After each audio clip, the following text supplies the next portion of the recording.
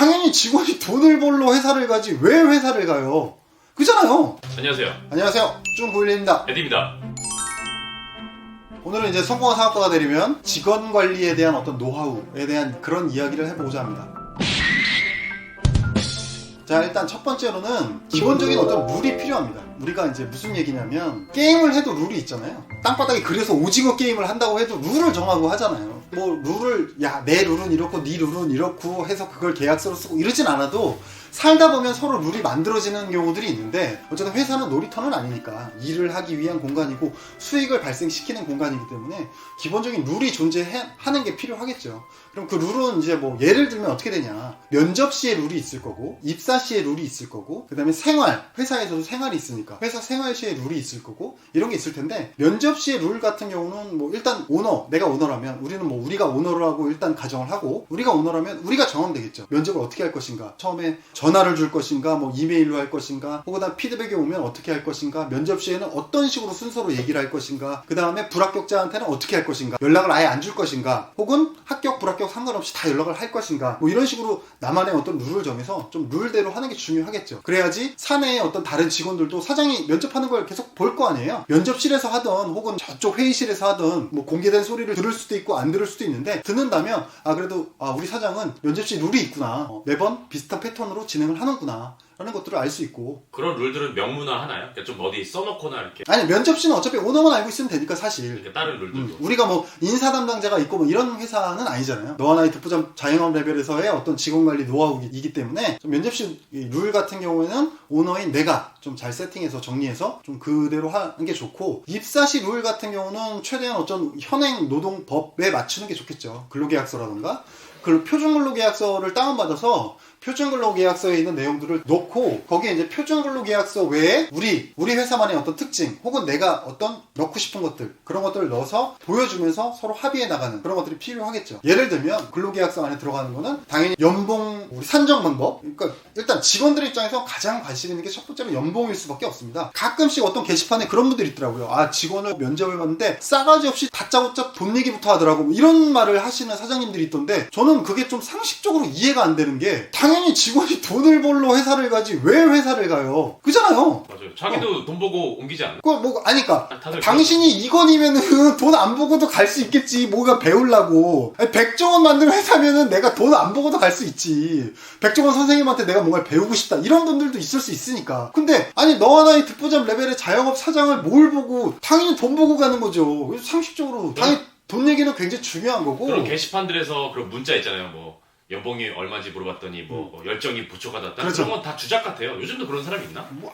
근데 이게 어쨌든 저는, 에디는 이제 직장인이니까 직장인들을 많이 만났겠지만, 저는 자영업 어쨌든 15년 넘게 했으니까 사장들이 많잖아요. 근데 좀 제정신이 아닌 사장들이 많긴 해요, 사실. 물론 에디 입장에서는 제정신이 아닌 직원들도 많다 이렇게 얘기 또 하겠지만, 다 그렇긴 하지만 좀 막간 사장들도 많아요, 사실. 알겠습니다. 어쨌든 간에 그런 것처럼 가장 기본적으로 연봉을 어떻게 계산해 주는지, 어떻게 네 연봉을, 그러니까 직원의 연봉을 어떻게 올려주는지, 매년 연봉 협상 같은 걸 할 거 아니에요. 그런 룰들은 어떻게 되는지, 최소한의 근거들을 얘기해 주는 것들이 중요합니다. 연봉 평가를 어떻게 할 거면, 업무 평가를 어떻게 할 거면, 그런 부분들은 그 면접 시에도 얘기를 해주겠지만, 그런 것들이 근로계약서 안에 넣어 있는 게 좋다, 들어 있는 게 좋다. 그 다음에 두 번째로 중요한 건 휴가입니다. 휴가. 당연히 직원 입장에서는 제일 중요한 게 급여와 휴가제도예요. 휴가를 자기가 어떻게 가야 되는지, 휴가제도도 어떻게 할 건지. 법정 공휴일이 1년에 15일 이상 줘야 되니까 15일을 어떻게 분포해서, 예를 들어서 이틀 이상 못 쓰게 한다던가, 뭐 이런 건 좀 말이 안 되잖아요. 뭐 그런 것처럼 휴가제도를 어떻게 세팅하는지에 대한 그런 설명들, 기본적인 직원이 가장 관심 있는 분야에 대해서 근로계약서에 포함해 주는 건 좀 기본적으로 필요하지 않나, 그런 것들. 그 다음에 내가 원하는 것들을 넣는 것들이 필요하겠죠. 사장이 원하는 거, 회사가 원하는 것들을 이제 넣어주는 게 필요하겠죠. 네. 그런 어떤 룰들, 생활 룰도 마찬가지겠죠. 사내에서 뭐 게임을 한다던가 동영상을 본다던가 이런 것들은 상식적으로 이제 누구나 안 하는데, 그런 것들을 한 번 더 얘기해 주는 것도 필요하겠죠. 왜냐하면 또 이게 대기업이나 중견기업이나 이렇게 시스템이 갖춰진 회사와 사실 5인 이하 미만의 어떤 그 소기업 사업장은 또 다르기 때문에,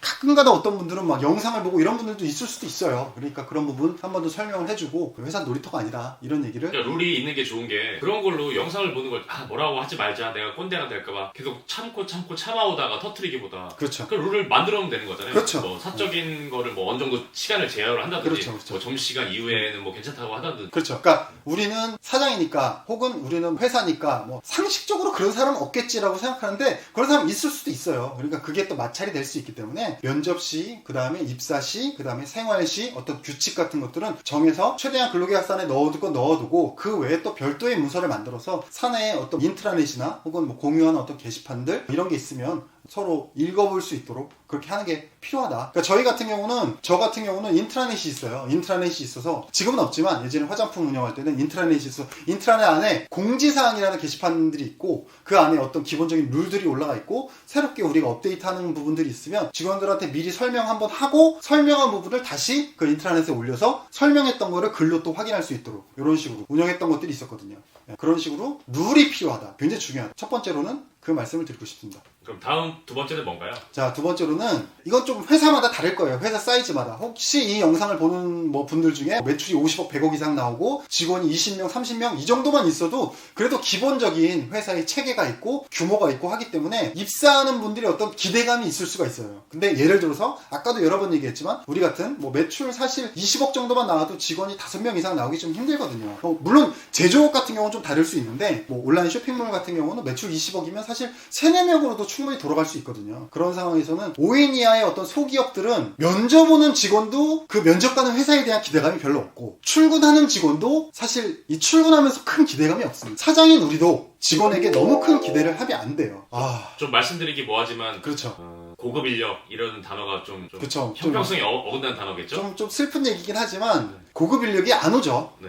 뭐 이게 시장의 원리에 따라 뭐 당연하잖아요. 고급 인력이 왜 5인 이하 사업장에 오겠습니까? 현실적으로 고급 인력이 안 올 확률이 거의 매우 높고요. 그렇다고 저급 인력이라고 얘기하는 건 아니지만 우리나라는 기본적으로 다 대졸자들이 거의 뭐 80 몇 프로 되기 때문에 기본적으로 이제 퀄리티는 다 있습니다만 어쨌든 간에 그 퀄리티가 있는 인력 중에서도 뭐 예를 들어서 뭐 상중하로 나뉜다면 중고급 인력들이 5인 이하 사업장에 면접을 온다거나 출근을 하는 확률은 상당히 낮죠. 그러니까 오너들도 기본적인 그 어떤 큰 기대 자체를 하는 게 저는 좀 현실적으로 쉽지 않다. 어렵다. 그렇죠. 그렇게 생각을 하고 거기에 맞는 어떤 눈높이를 가져가는 게 필요하다. 어떤 분들 그런 분들 있어요. 뭐 일을 잘하고 못하고 떠나서 뭐 주인의식이 없다 이런 얘기를 하는데 주인의식은 다 없습니다. 대기업에 다니면서도 주인의식 없는 사람들 많아요. 그렇죠? 중견기업에 다니면서도 주인의식 그렇죠. 없는 돈 뭐 100만 원 주면서 너의 회사처럼 일해라 이런 것도 말이 안 되죠. 그 자체가 말이 안 되는 거죠. 생각해보면 참 옛날에 우리 선배들의 저희도 뭐 꼰대 나이가 됐지만 더 꼰대 세대들은 참 자기 회사처럼 일했어요. 그게 한국을 발전시킨 걸까요? 뭐 6, 70년대 뭐 그때 말씀하시는 건가요? 그렇죠. 그때 당연히 저희는 뭐 태어나지도 않았으니까 뭐 정확히 알 수는 없습니다만 아무래도 이제 시민의식이라던가 그런 노동의식 이런 것들이 많이 없다 보니까 그냥 내가 주어진 환경에서 최선을 다하는 게 뭐 나라를 위한 길이고 나를 위한 길이고 뭐 여러 가지 그런 어떤 공동체적인 뭐 그런 게 있지 않았을까 싶어요. 그러니까 그분들은 굉장히 좀 우리가 지금 봤을 때 굉장히 존경스러운 분들인 거죠. 에디 말대로 그분들 때문에 지금의 대한민국이 있는 거고. 근데 어쨌든 세월도 많이 변했고 또 현실적인 부분을 생각을 해야 돼요. 현실적으로 내가 지급할 수 있는 연봉에서 내가 기대할 수 있는 것들을 생각해야 되는 거예요. 만약에 나는 5인 이하 사업장인데 연봉 5천만 원 준다. 그러면 고급 인력 옵니다. 고급 인력 오고 충분히 기대하셔도 돼요. 근데 현실적으로 그게 안 되잖아요. 기껏해봐 연봉 2천에서 많이 줘봤자 3천 정도 주니까 그 정도 수준에서 구할 수 있는 인력의 퀄리티는 정해져 있고 우리가 기대할 수 있는 수준도 정해져 있다. 그러니까 서로 간의 눈높이를 좀 맞춰야 된다. 지금 최저임금으로 연봉으로 계산하면 얼마인가요? 지금 8,350원이니까 최저임금으로 그러니까 주 40시간 기준으로 했을 때는 209시간을 곱하면 돼요. 주휴수당까지 포함했을 경우 그러니까 최저임금 8,350원 곱하기 209 하면 대충 174만원 거기다 12개월 하면 대략 뭐 한 2,000 뭐 100만원 가까이 그 정도가 현재 이제 최저 연봉이기 때문에 이 서로의 눈높이를 좀 맞춰서 직원에게 너무 큰 기대를 하지 말고 직원의 역량을 키우는 거는 이제 오너가 어떻게 이 직원을 좀 끌고 가느냐에 사실 많이 달려 있습니다. 그러니까 소기업에서 일하는 어떤 업무 분야라는 게 사실 좀 뻔하잖아요. 우리가 반도체 개발 같은 걸 하는 일이 아니잖아요. 그렇기 때문에 직원을 이렇게 좀 오너의 스타일에 맞춰서 쭉쭉 끌어내는 거는 사장에 달렸다. 이런 말씀 드리고 싶습니다. 자, 네 번째는 업무 단위를 스케줄링 단위로 우리가 설정하는 게 필요하다. 이게 무슨 말이냐면 보통 우리가 얘기하는 예를 들어서 쇼핑몰 같은 경우 CS 업무 같은 경우 데일리로 체크하는 업무들이 많겠죠. 뭐 전화가 오면 전화를 받는다거나 뭐 콜센터 직원분들도 사실 크게 업무 지시가 필요 없잖아요. 왜냐면 매일매일 오는 전화가 워낙 많으니까 하루 종일 그 오는 전화만 처리하기에도 굉장히 좀 벅찬 경우가 많겠죠. 그런 것처럼 어떤 특정 파트에 있는 분들은 사실 어떤 업무에 대한 피드백보다는 매일매일 데일리로 들어오는 것들을 좀 처리하는, 마치 공장에서 어떤 제조 라인에 어떤 있는 분들은 특별히 말이 없어도 라인이 계속 돌고 그 라인에 따라서 계속 반복적인 업무를 하게 되잖아요. 그런 것처럼 회사에서는 그런 업무를 하는 분들도 있지만 그게 아니라 좀 이렇게 항상 서로 피드백을 주고받아야 되는 그런 일들이 있잖아요. 예를 들면 흔히 얘기하면 뭐 디자이너라든가 혹은 뭐 제품 기획 하시는 분들 혹은 뭐 글을 쓰는 어떤 에디터, 이런 분들은 계속 업무를 이렇게 피드백을 주고 받아야 되는데, 어떤 업무를 예를 들어서 이 제품에 대한 어떤 상세 페이지 기획을 하는데 디자이너 분께 이 제품을 주고 상세 페이지 기획해 주세요 이렇게 얘기를 그냥 하고 갑자기 다음날 에디 씨 디자인 됐어요?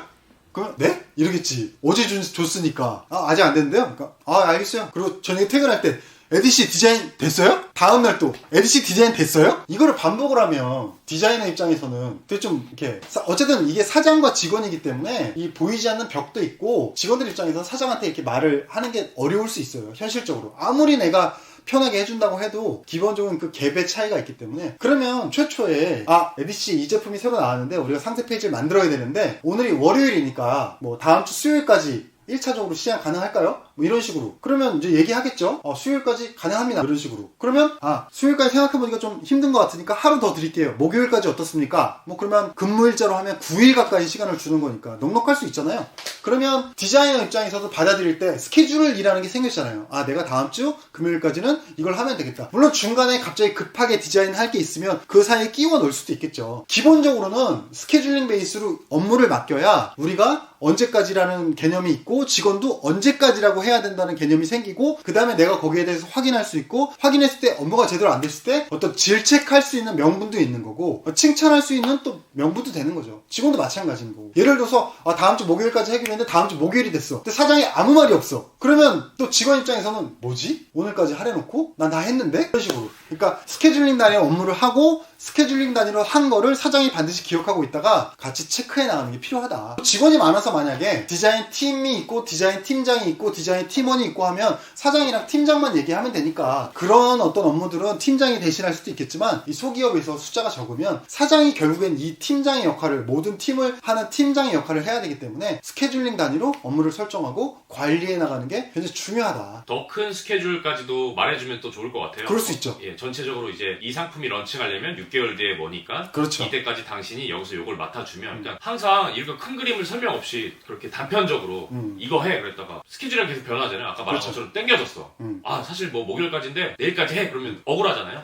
근데 전체를 같이 공유해서 진행할 경우엔 본인이 스스로 이거 목요일까지 하라고 했지만 내가 봤을 때는 좀 이렇게 좀 땡겨야 된다든지, 이건 좀 여유가 있으니까 뭐 일도 한 가지만 있는 게 아니니까 그렇죠. 여러 가지를 어떻게 나눠서 할지, 그런 정도의 큰 그림을 보여주고 공유하는 게 좋을 것 같다는 생각이 그렇죠. 굉장히 중요한 얘기를 에디가 했는데, 확실히 회사가 나아가는 방향과 스케줄링을 완벽하게는 아니더라도 대략적으로 직원들과 공유하고 알고 있는 것과 전혀 모르고 그냥 사장이 그때그때 야 A 해, 야 B 해, 야 C 해, 이거랑은 당연히 차이가 날 수밖에 없죠. 그러니까 에디가 말한 것처럼 그런 어떤 전체적인 방향과 뭐 비전까지는 아니더라도 회사가 나아가는 방향과 스케줄링을 직원들과 서로 공유를 하면서 직원들의 업무도 스케줄링 단위로 우리가 관리하면서 업무 지시를 할 필요가 있다. 그런 것들이 서로 효율을 이끌어낼 수 있는 그런 방법이다. 그런 말씀을 드리고 싶습니다. 알겠습니다. 자, 오늘 뭐 이야기가 길어지니까 여기서 1편 마치고, 자, 다음에 2편으로 찾아뵙겠습니다. 알겠습니다. 자, 감사합니다. 여러분 안녕.